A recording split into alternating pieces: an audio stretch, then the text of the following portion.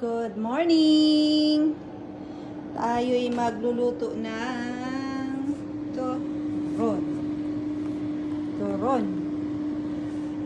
Early in the morning. 7 o'clock. Tayo nagkikrib. Buntis yarn. Binalot ko. Tsaka inirol ko na sa ano